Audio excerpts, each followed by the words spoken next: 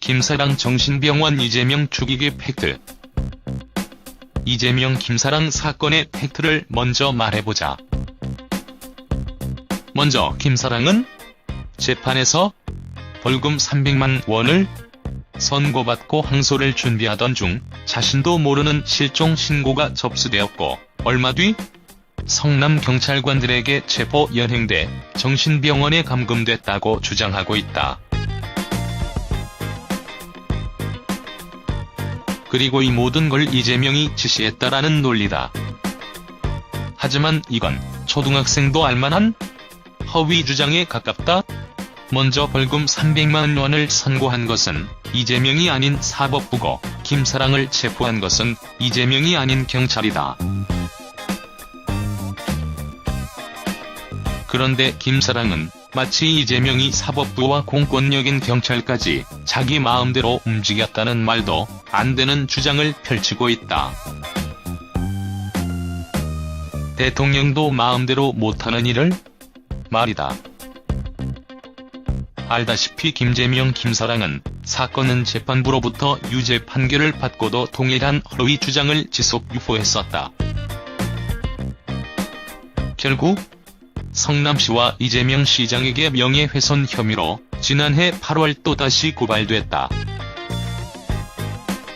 또한 김사랑은 지난해 11월 14일 경찰로부터 출석 통지를 받았지만 이를 거부하고 자신의 페이스북에 자살 암시 글을 게재했다. 이와 관련 여성 청소년 수사팀과 문자를 주고받기까지 했다.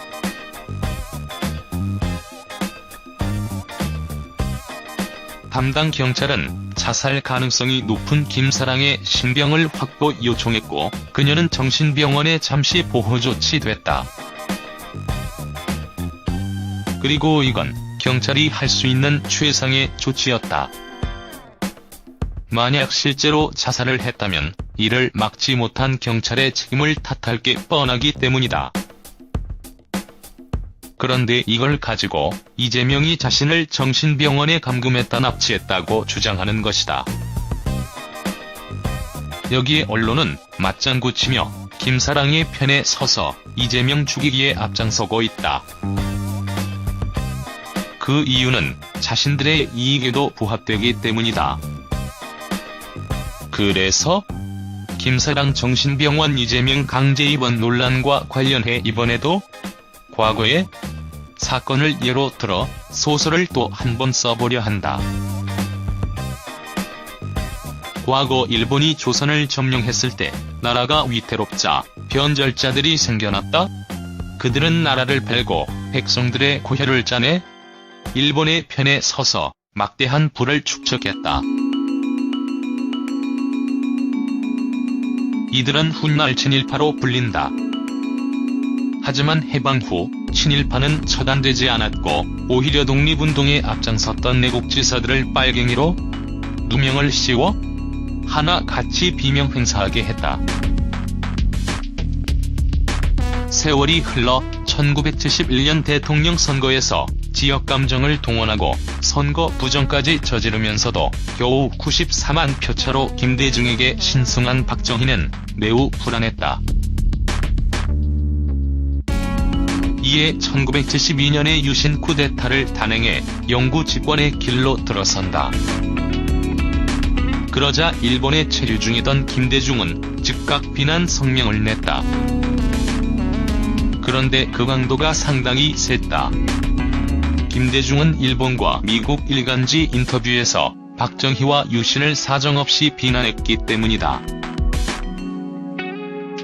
심지어 제1동포나 유학생 등을 규합해 반독재 투쟁 모임 결성했는데 그 규모가 망명정부를 연상시킬 정도였다.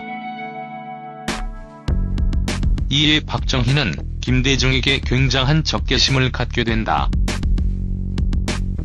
결국 1973년 8월 8일 일본 도쿄의 한 호텔에서 당시 야당 지도자였던 김대중은 중앙정보부의 주도하에 괴한들에 의해 납치되며 죽을 위기에 처한다. 또한 김대중 용공 조작을 펼쳐 그를 빨갱이로 몰아가며 국민의 눈과 귀를 가리고 비난케 만들었다. 여기서 우리가 주목해야 할 점은 지금까지 거대 세력이 정권을 유지해왔던 방식이다. 일제강점기는 그들의 시대였으니 달리 머리를 굴릴 필요도 없었다.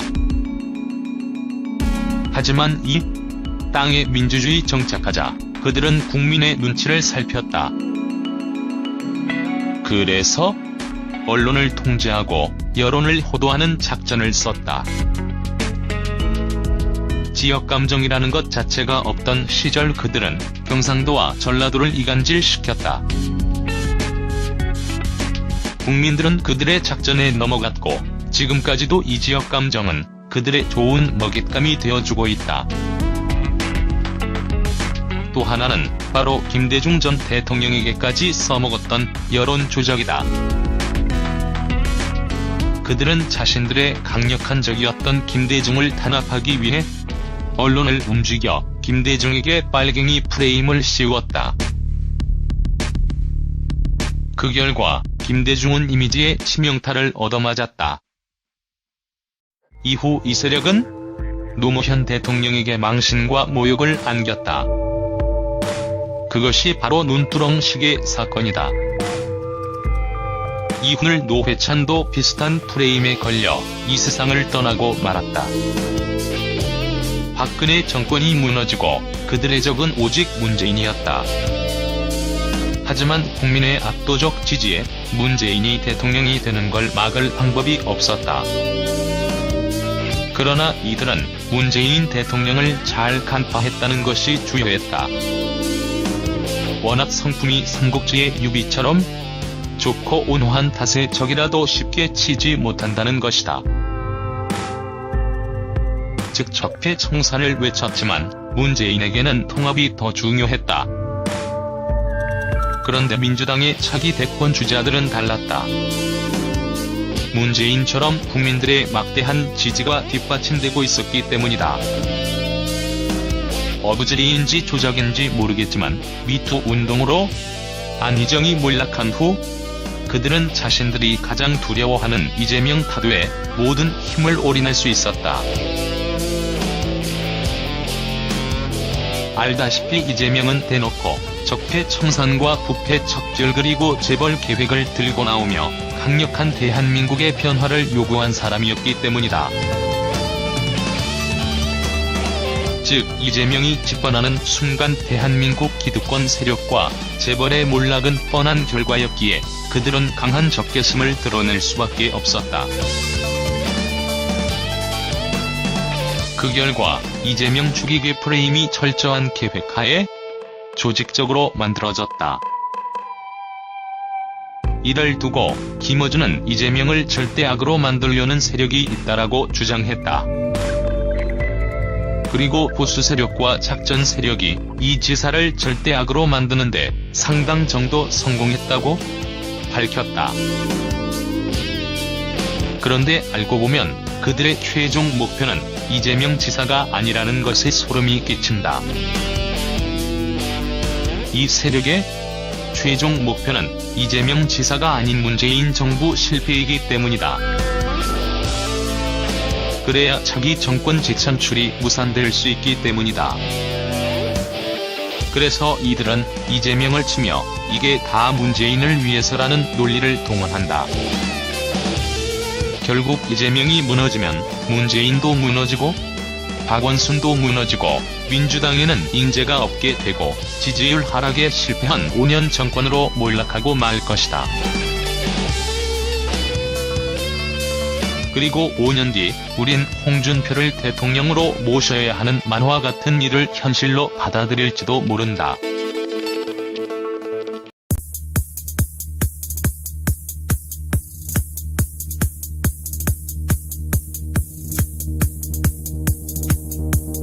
지난해 8월 또다시 고발됐다.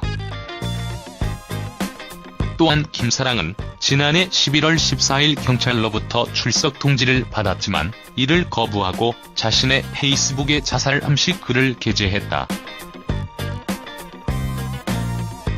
이와 관련 여성 청소년 수사팀과 문자를 주고받기까지 했다.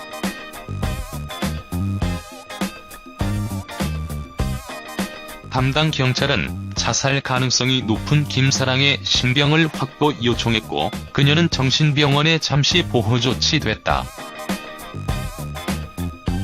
그리고 이건 경찰이 할 수 있는 최상의 조치였다. 만약 실제로 자살을 했다면 이를 막지 못한 경찰의 책임을 탓할 게 뻔하기 때문이다. 그런데 이걸 가지고 이재명이 자신을 정신병원에 감금했다 납치했다고 주장하는 것이다. 여기에 언론은 맞장구 치며 김사랑의 편에 서서 이재명 죽이기에 앞장서고 있다. 그 이유는 자신들의 이익에도 부합되기 때문이다. 그래서 김사랑 정신병원 이재명 강제 입원 논란과 관련해 이번에도 과거의 사건을 예로 들어 소설을 또 한 번 써보려 한다. 과거 일본이 조선을 점령했을 때 나라가 위태롭자 변절자들이 생겨났다. 그들은 나라를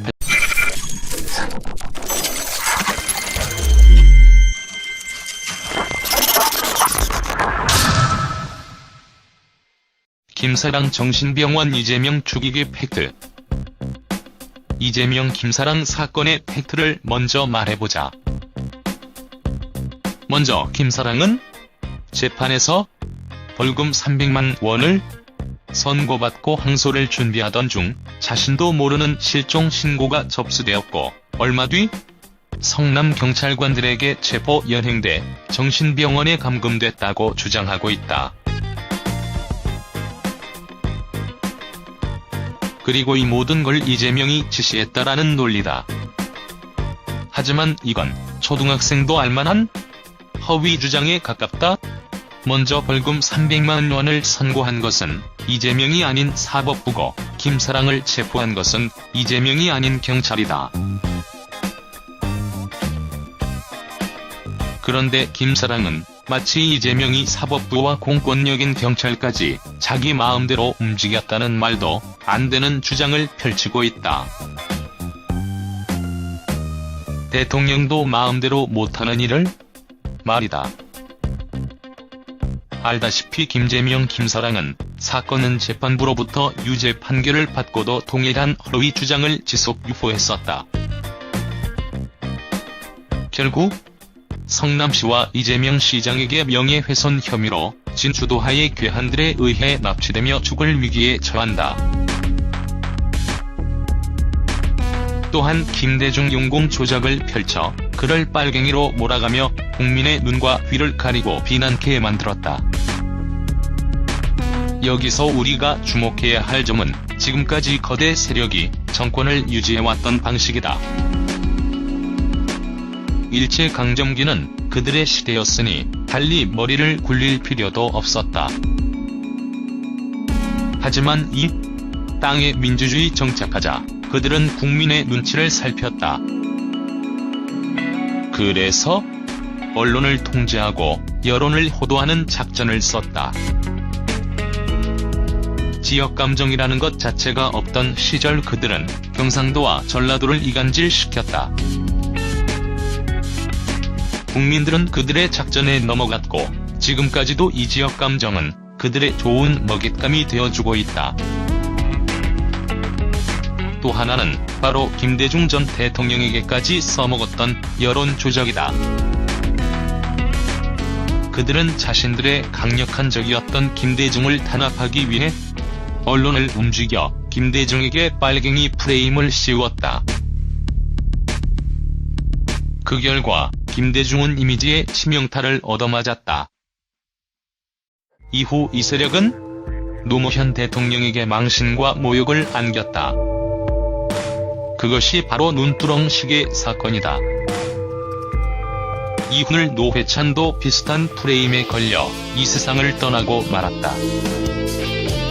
박근혜 정권이 무너지고 그들의 적은 오직 문재인이었다. 하지만 국민의 압도적 지지에 문재인이 대통령이 되는 걸 막을 방법이 없었다.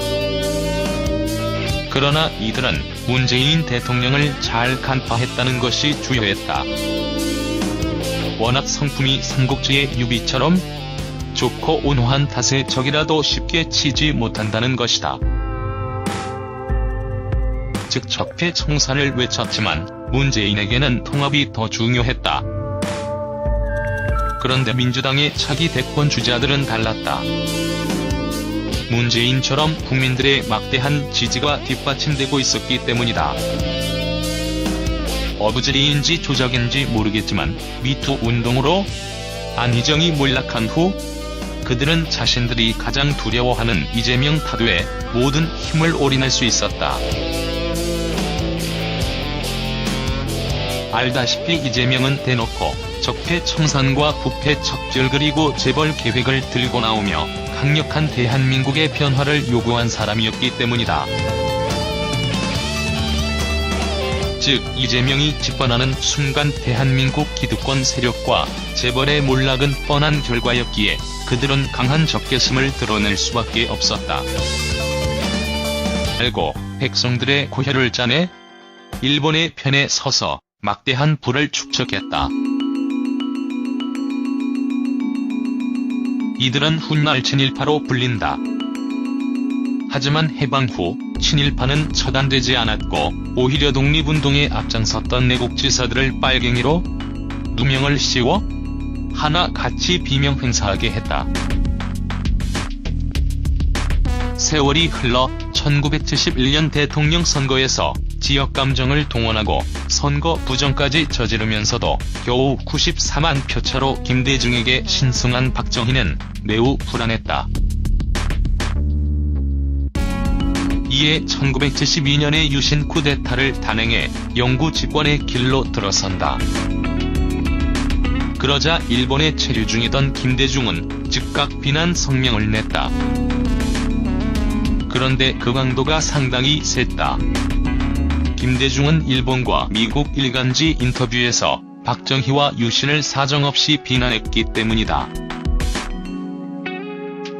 심지어 제1동포나 유학생 등을 규합해 반독재 투쟁 모임 결성했는데 그 규모가 망명정부를 연상시킬 정도였다. 이에 박정희는 김대중에게 굉장한 적개심을 갖게 된다. 결국 1973년 8월 8일 일본 도쿄의 한 호텔에서 당시 야당 지도자였던 김대중은 중앙정보부의